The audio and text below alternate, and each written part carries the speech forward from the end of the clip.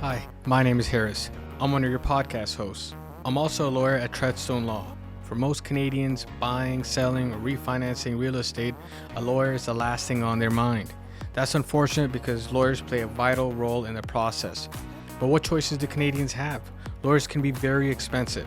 Well, Treadstone Law offers resources to Canadians so they have access to the information they need. Whether you sign up for a live workshop or a mailing list, we cover topics to help you make informed decisions and avoid costly mistakes. It's advice you can start using today, and best of all, it's free. Visit treadstonelaw.ca/MAS offer or click the link below to get access right now. If you're looking to retain Treadstone Law, it's never been easier. Our entire process is online. From completing the retainer agreement to your signing appointment, everything is done from the comfort of your own home. We're your digital lawyers. The best part of it is that you don't pay anything when you're retaining our firm. Visit treadstonelaw.ca/MAS offer or click on the link below to retain us right now. Enjoy the podcast.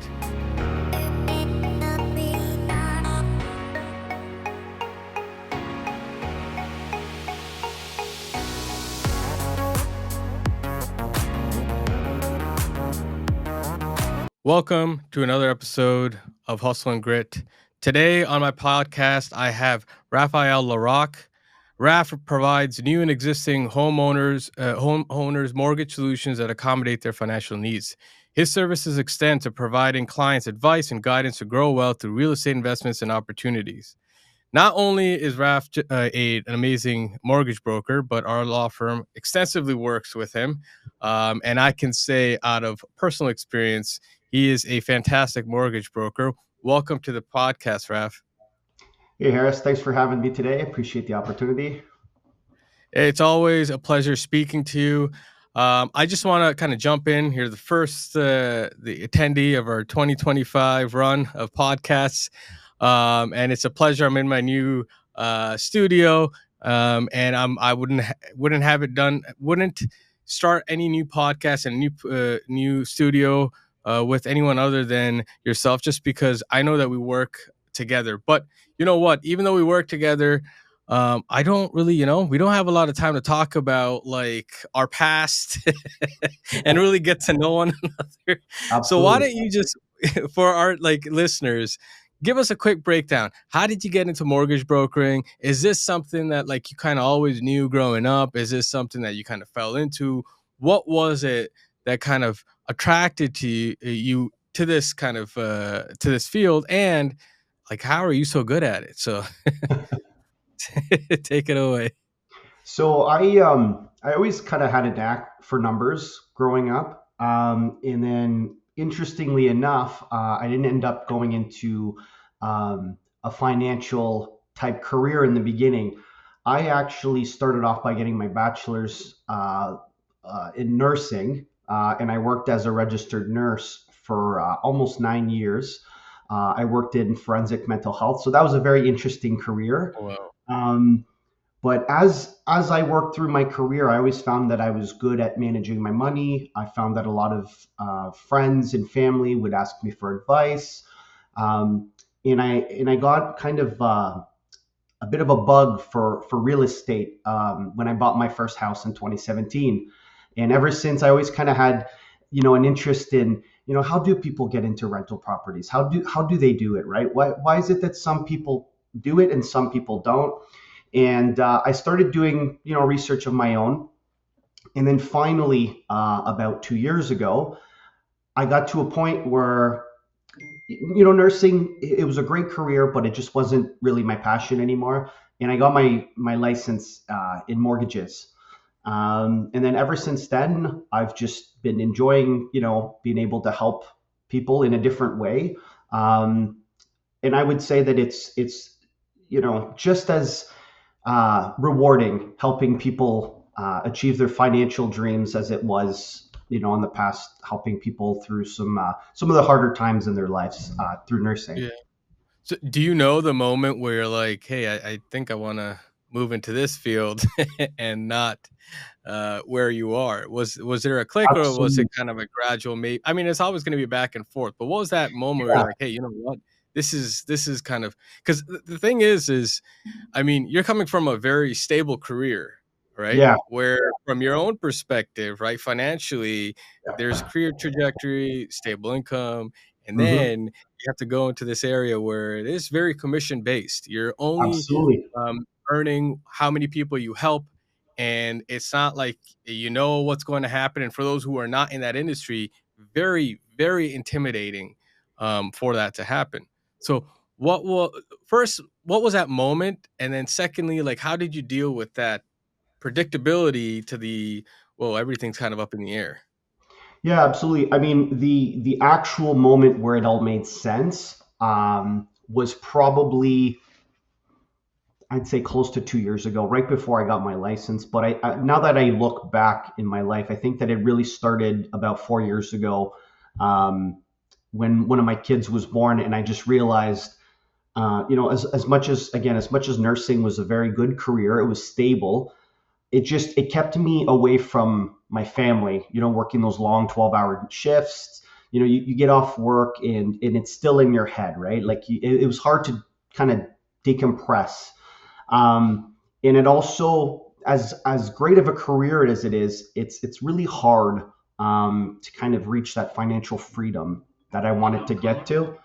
And so, yeah, that's kind of where I realized I needed to make a change, right? I just wasn't sure what that change was going to be, and it took another 2 years for me to kind of explore a few different options. I actually started doing my license for to be a realtor. I think like a year and a half before then, I was like, not quite my thing.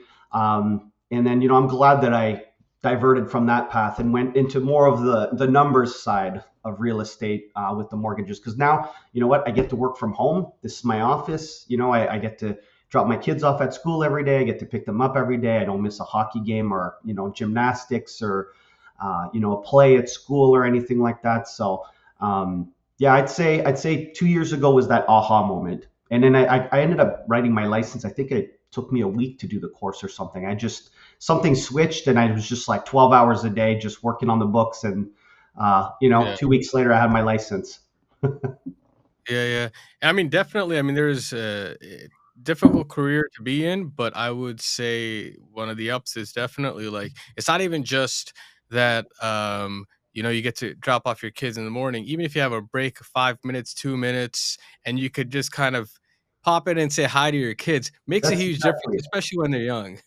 So, and that time flies by. So I can definitely relate on that sense. Um, Absolutely. Hmm. but jumping back then to your past career, you said that you did okay, and I don't know if I caught it properly. It was forensic health? Is that forensic mental health? Was that Yes, it? that's correct. Yep. So I feel like that could definitely apply to mortgage mortgages, Sometimes. just the mental health of it. So how does that help you? How did that past career help you in helping people with mortgages, buying homes, and all of that? What was that transition? Because I feel like there's just a lot that it could apply. Yeah, absolutely. Like, I mean, forensic mental health realistically is, you're working with people that are part of, there was two criteria for me to be working with someone. One is they needed to be, going through some sort of fairly severe mental health issue. And also they were in the justice system. So usually these were people that weren't necessarily in the best place or best time in their life.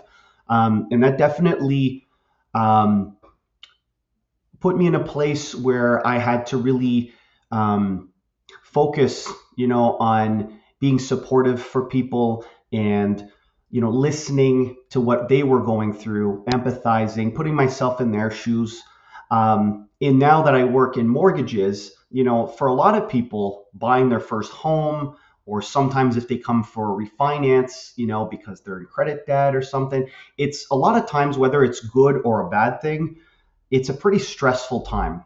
So I think the really important thing here, the skill that's very transferable, is the ability to be able to listen, put myself in somebody else's shoes, and kind of relate and help them through that stressful Yeah, time.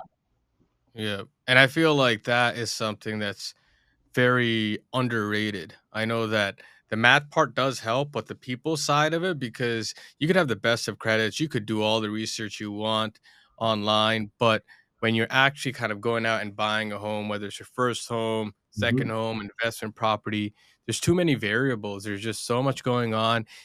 Even if you know and you've done it before, it's not like you're buying a chocolate bar. It's like No. it's a sizable investment, and you need to be able to be working with the right people who are what you're saying, kind of listening to what they're saying as opposed to just talking at you. Because I think in our profession, I would say even with lawyers, it's easy to kind of just I've done 100 transactions or I'm doing 100 transactions like in a Yep. year. I'm just gonna talk. This is what it's supposed to be, and we kind of forget that we do it all the time, but for them, it's like their first time or Yep. second or third, and they're not used to what is going on. So definitely something that kind of um, helps kind of comfort people into buying their home. Now, in that kind of, I guess, to that conversation, what's kind of the step that or the process of Mhm. working with you, right? Are you somebody who, if somebody, any of my listeners, first of all, if anybody, any of my listeners do want to reach out to Raf, I'm going to have his contact information below the side, depending on wherever you listen. So reach out to him. But what's kind of the process to work with you? Is it, do you do phone calls? Is it in person? Is it webcam? What is it? And can you kind of give our listeners a little bit of a run through in terms of what it's like working with you?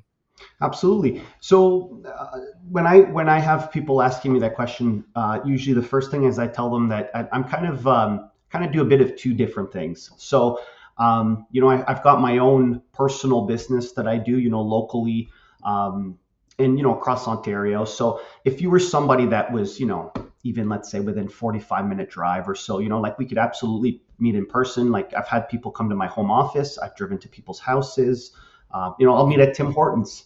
So the first step could be, you coming up to me in person, calling me on the phone, shooting me a text, an email, just basically just any kind of first contact. The other way that I do work with a lot of people is actually with my partner, Rob Townsley. And we actually help people all across Canada. And what we do on that end is a little bit more of a wealth building program, which I'm more than happy to discuss with anybody if they do end up reaching out to me. But yeah, so for the most part, it's kind of an all-encompassing approach. You reach out to me if it makes sense to meet in person. Absolutely, let's meet in person. I will say that most of my business I do over the phone or on Zoom. Typically, a client will call me, kind of just go over, what is it that you're looking to do, right? I'm looking to buy, I'm looking to consolidate debt, et cetera, right? We kind of go over your story, your goals, right? And then I will either book the person directly in for a one-on-one whenever, they're available, or I can also send them the link and they can book in, to their convenience. Usually when we meet, by the time that we have our first meeting, I'll also have sent them a link for an application. So some people, will take the time to fill that out a little bit. It saves a little bit of time when we meet in person, then we don't have to fill, some of the stuff out. And it also gives them an indication of what they need to have ready for that meeting. Um, so usually prior to the meeting, I'll have, make contact again, asking, maybe to have certain documents present, pay stubs, maybe a letter of employment or T4s, just kind of the basic numbers, right? What's your mortgage, right? How much do you owe? What are your payments? Do you owe money? Do you have assets, right? Rates, things like that. And what that does is it allows me, as we fill out the application together during that first meeting, either face to face or over Zoom, I get a bigger picture of what your financial health, kind of what the situation is, and that allows me to start doing the next step, and that's taking what I've assessed to start formulating options for you based on the different goals that you've voiced to be prior, right? So it's like you said earlier. One of the important things is to remember that even though we do this every day, this is an important. This isn't an everyday thing for the person you're working with, and that's where it's important to kind of meet that, realize that although something may seem logical to me, but you also have to kind of take in the emotional side of it, right? Because sometimes the most logical situation isn't the right um, Yeah. solution for a client, right? So I make sure to ask people, what is it that you're looking to do? Are you looking to pay down your debt quicker? Are you looking for payment relief, right? Are you looking to set things up so that you can get into investment properties down the road? So we go over the what are you trying to do right now, but also do you have any plans 5, 10 years from now, right? Because as we're doing the structuring for today, we can also take into consideration, what if we tweak this a little bit here or a little bit there, so that 5, 10 years from now, when you are ready to maybe get into a rental property, everything's already set up the right way, and then you avoid these nasty penalties or administrative fees right down the road. So that's one of the important things. um, Once that's all done, the application's all filled out, right? And we have a good idea of the plan that we want to move forward with. The next step is submitting the file, finding the right lender, right? Finding the right lender, the right product, submitting it. Once I get the approval, the next, usually there's an appraisal. We collect the documents that you need, right? All that kind of stuff.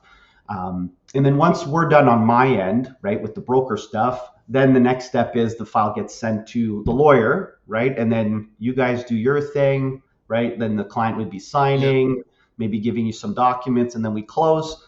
And then the most important part is the follow up. So, one of the things that I take a lot of pride in is I follow up with my clients. Now, I'm not going to be bugging people, every week or every month, but I definitely make sure that there's an open door there where I let clients know, hey, make sure to keep an eye on this or an eye on this. If you need help with this or this, reach out.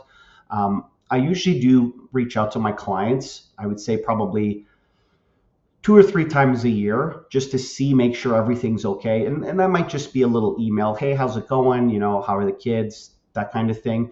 Mhm. Because at the end of the day, like you said earlier, we're helping people through a pretty important financial decision.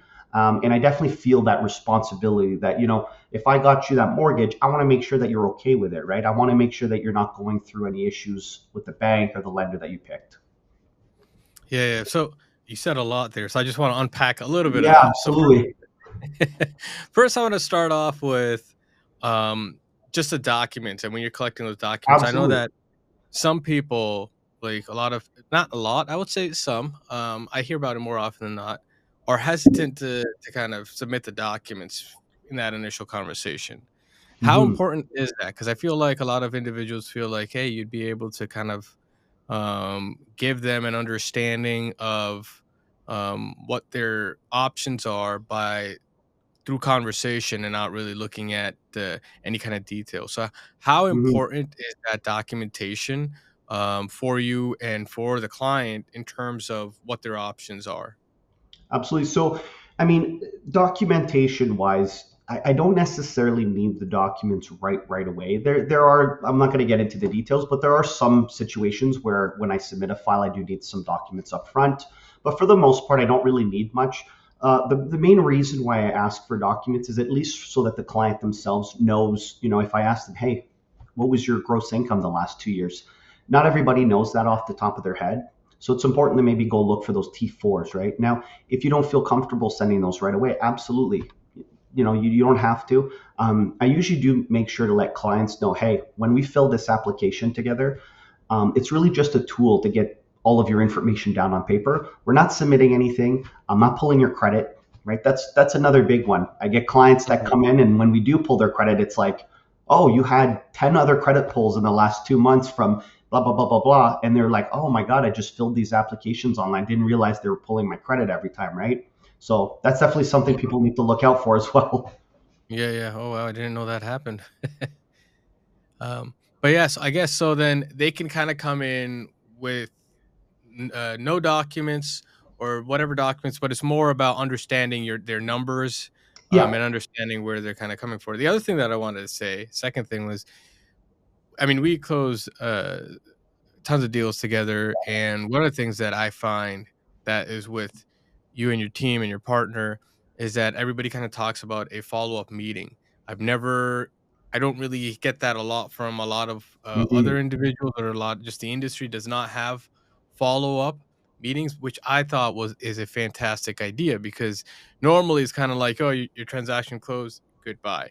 Hmm. And there's very few people in the industry who's like, okay, your transaction's closed, let's get on a call and kind of explain what happened. Because sometimes, even though we kind of explain on our end what's happening, we're explaining the legal end of it, and we're not necessarily, I'm not privy to, especially how you and your team kind of work with just different financial products, and how they're kind of structured. And for those listeners who are kind of questioning what I'm saying, because a mortgage is a mortgage. Well, when you see some of the stuff that Raf and his partner are structuring, mortgage is no longer a mortgage, and sometimes you can save money with a higher interest rate. And there's a lot of other things that they're doing, but that's more on the financial end Yeah. of it. So, can you give kind of a little bit about, on these follow up meetings, what's kind of your intention? And I know you spoke about it a little bit already, but just kind of to briefly recap, what's your intention? What is it in that part of the process that you're kind of getting from the client? Absolutely. So my first thing, first and foremost, is I'm always looking to improve. So the first thing that I do when I reach back out to a client is I send them like a feedback email, basically saying, hey, congratulations, um, how did it go, right? How are you guys doing? Um, Please, if you guys find some time, let me know if you have any positive or constructive feedback that you could send me, right? So I do get lots of people saying, hey, you guys were wonderful. Like you said, like we have the process pretty streamlined. But then, Mhm. once in a while, we will have somebody that, maybe had a unique situation that we might not have encountered in the past. And then it gives us an opportunity to refine our process, right? To add those, little details in there, right? It's an ever evolving process that we're working on. So that would be the first thing. And then I find it's a lot of times, if somebody just buys, they're like, hey, I just want to buy a house and just, pay my mortgage payment and go to work kind of thing. A client like that, like I might reach out to them once a year, right? Just to see like how things are going, right? How they're doing, how's the house and all that. But a lot of times it's more the clients, like you said, the ones that we help, pay their mortgages down quicker, the ones that are looking to get into rental properties, because we structure those products a little more finely. There's a little bit more of a refined approach to those products.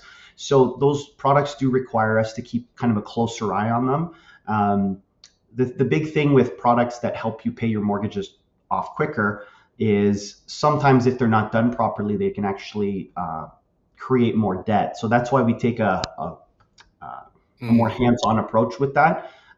Typically, those products, my partner or myself will meet with the client right before they close to go over their budget and all of their finances, and then my partner will meet with them after we close as well to go over setting up basically all the stuff in the background. There's a whole structure automation that we go through.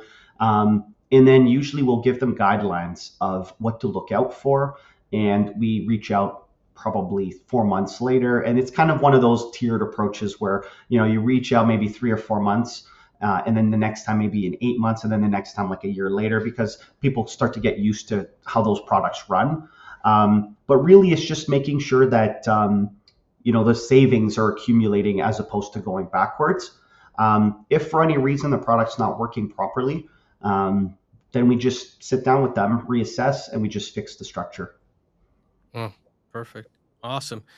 Yeah, thank you for that. Now I want to kind of shift gears for our last little bit and kind Mhm. of go more into the market. Now, I don't know where to even begin with the market, because since since 2022, no, I mean, forget about 2022, even like during COVID, yeah, I feel like the best way, at least, to understand the market is whatever the government's telling us, they're going to do the opposite. So, so like in COVID, they're like, you know what, where interest rates are going down, they're going to be down here for quite some time. Don't worry about it. All this other stuff. And so house prices went up because obviously your affordability goes up, and so people are looking at those payments. And Mhm. then in 22 we had record increase in interest rates. And then even though kind of the market is slowing down, we're told, hey, listen, like we're still like looking at inflation and all these other numbers, and we're kind of going to keep it even and this and that. And then over the past 2, 3, 4, however many rate cuts, I mean, the last two were like, I think there was the last two or we had two jumbo cuts, Mhm. um, 50 basis points. On top of that, I'm sure everybody's kind of on social media is listening about how um, Canadians, the living standard for Canadians has just tanked. We're kind of, I don't know the merit of this. Sometimes there's a lot of sensational stuff out there, but living standard for all of Canada is poorer than the poorest state in the United States. And then they're showing you just graphs on when that went down. And then most recently, our Prime Minister Justin Trudeau has resigned. So Yeah. there's just, and then Trump is coming in. He's talking about tariffs, right? And he's coming in like, at least from the time of this recording, he's going to be in less than 2 weeks. And so there's just a lot of unpredictability. Now I'm going to put all of that on your shoulders and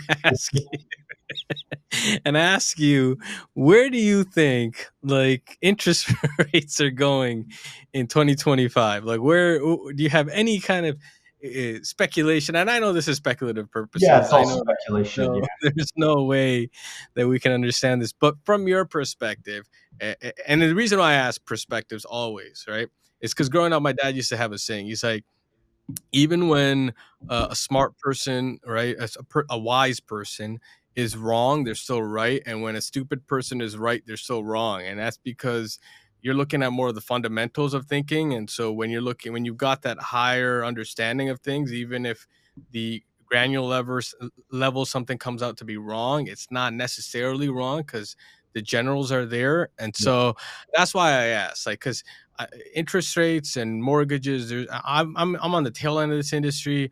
I'm not gonna lie, I don't understand it 100%. So that's why I would always, as a side note to all my listeners, I would always go to a professional. Don't think that you can. I know a lot of people since COVID think that, you know what, I see all these posts online now. I know where interest rates are, what a mortgage is. I could get a house just Yeah.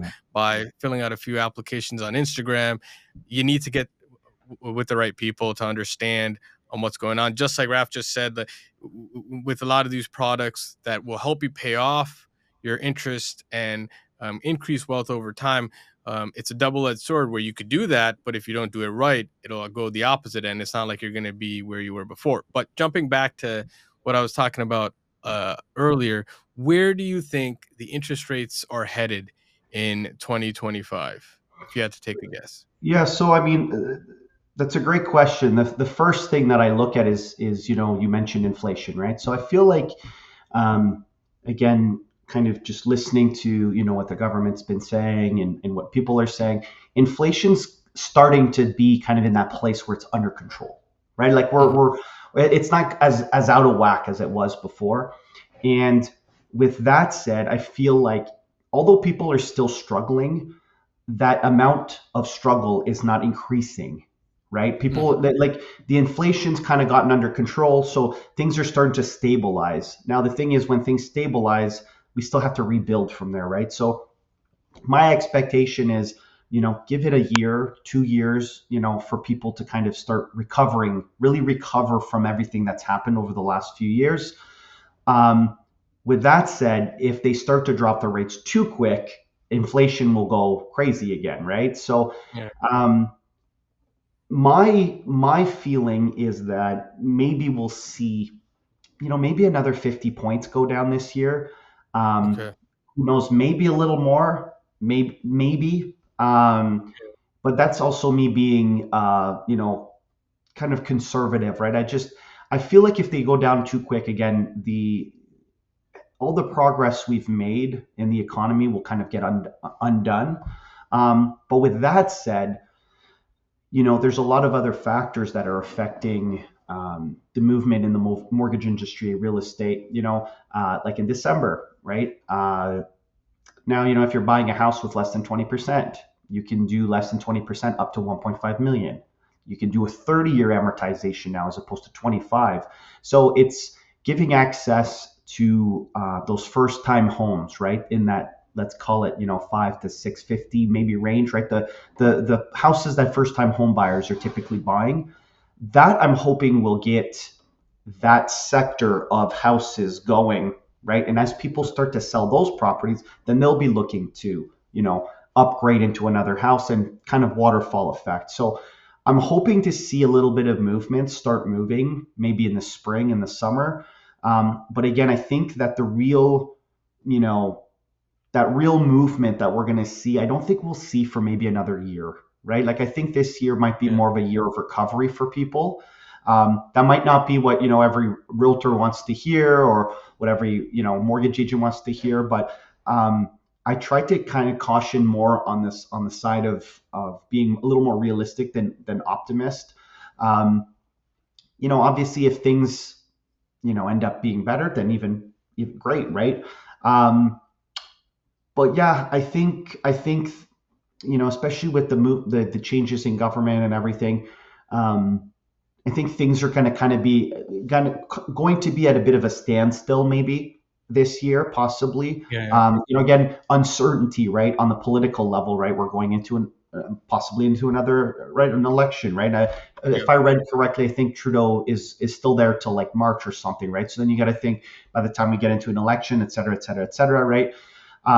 You're almost, you know, a third of the way into the year, right? Yeah. Yeah. So yeah, I think it's going to be an interesting year. I do know that on our end we're going to be pretty busy. I think it's this year and possibly next year. I think it's something like 4 million or something mortgages are coming up. Like there's a lot of mortgages coming up for renewal, right? Because when the rates tanked in 2020, everybody and their uncle and their cousin went to their mortgage agent and said, "Hey, can you break my mortgage and get me one of these like 2% mortgages locked in Yeah. for Yeah. 5 years?" Well, 2025, we're there, right? We're 5 years later. So, so yeah, Yeah. there's going to be a lot of work going on for that. I will say that there are a lot of clients coming in getting their mortgages structured with one of those special mortgages that we do to allow them to buy rental properties. So this year, I've definitely been seeing a lot of people in the last quarter of 2024 and going into this year, focusing on buying some investment properties. And I find that usually that's kind of how you see it in the markets, right? The investors, the people that kind of have a foot on the ground, are the ones that accumulate first. Then you see kind of a slow period, and then the rest of everybody gets in. That Okay. drives the prices up, right? So yeah, we'll see. We'll see. I think there's still lots of opportunities for people to get in, whether it's for an investment property or for their first time house, second house, maybe Uh, downsize. Lots of opportunities coming this year. yeah. And to what you're saying, I do kind of want to reiterate to my listeners. I think that when the market was good, everybody was kind of like, "Oh my god!" Everybody became an investor. Everybody became a Yeah. realtor. Everybody became a mortgage broker, right? I think now is the first time in about 10 years that I was reading recently that there was less realtors on the boards or the Yeah. whatever it is, their associations than they were the year prior. So there's a lot of people just kind of Yeah. giving up their license because there's no time for part timers anymore. And I feel like No. when the market was going up, everybody could say that they're an investor because it's easy to invest when the market's going up. It's these types of situations where you kind of really understand and you kind of differentiate the people, the professionals that know what they're doing versus the ones who have no clue.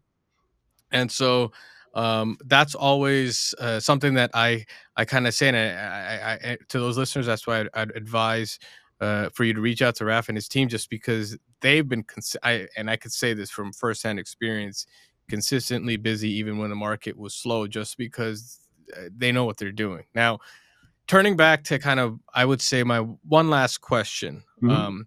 For those of you, the investors, okay, they still have little, some kind of appetite for risk, maybe a Oh little yeah. bit, maybe more, whatever it is. But for first time home buyers, for those people trying to move up, Mhm. and move up as in they're trying to upgrade or get a bigger house for growing family, whatever it may be, a lot of people are scared and they're kind of like, you know what, we don't know. There's so much unpredictability. What is a piece of advice that you can give them to process what's happening and how they should plan for the next year or two or however long to understand, can I get into a home now? Should I wait? There's a lot of questions. How early should I be reaching out to uh, your team? If they're planning on buying a house, is a year too early? Is it 6 months? Is it 2 weeks? Obviously, it's not 2 weeks, but what is that timeline? What's kind of your advice for them? My first thing that I tell anybody um, who is thinking about getting into any type of real estate is call yesterday.